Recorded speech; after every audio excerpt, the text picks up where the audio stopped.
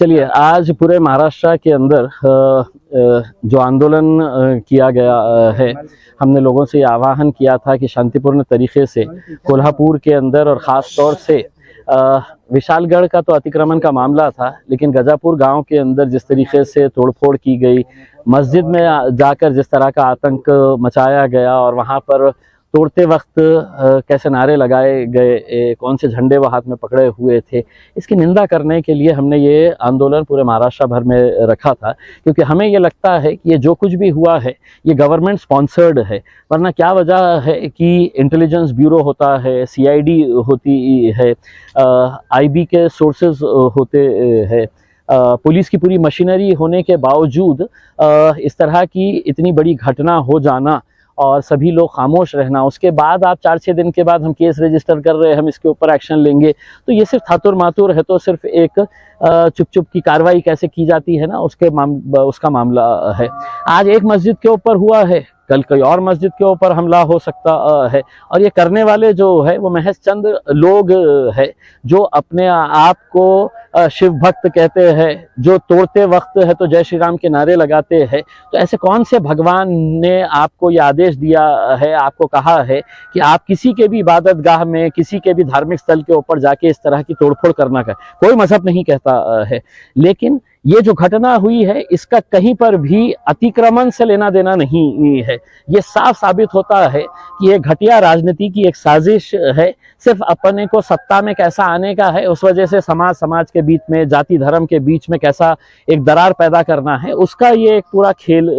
है, जिसका शिकार जो है वो वहाँ के गरीब मुसलमानों के घरों के ऊपर हमला करके किया गया, जिनका कोई लेना देना नहीं है। सर, अभी इलेक्शन भी होने वाले हैं असेंबली, तो क्या आपको लगता है कि इस इलेक्शन से पहले माहौल खराब करने की भी कोशिश की जा रही है? देखिए, मैंने आपको जैसा कहा है ना कि ये इसका अतिक्रमण से कोई लेना देना नहीं है। ये सब सत्ता में कैसे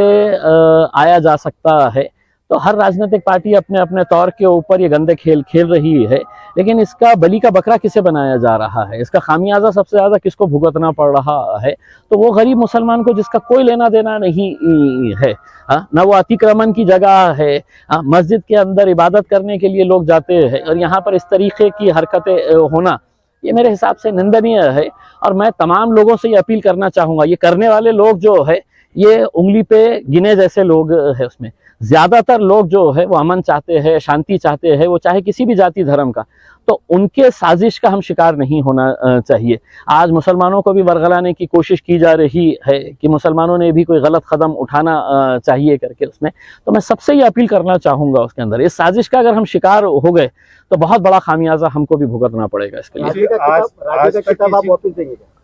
देखिए, मेरे को छत्रपति संभाजी महाराज, जिन्होंने दुर्भाग्यवश इस हिंसक आंदोलन का नेतृत्व किया, उन्होंने आज से तकरीबन 3-4 साल पहले उन्होंने मुझे एक किताब दी थी शाहू महाराज के बारे में, और उन्होंने देते वक्त मुझसे ये कहा था कि आप ये पढ़िएगा कि शाहू महाराज का जीवन कैसा था, कि वो सभी जाति धर्म और मजहब के लोगों को साथ में लेकर कैसा चला करते थे करके। वो किताब मैंने पढ़ी, लेकिन मुझे ऐसा लगता है कि उनके जो वंशज है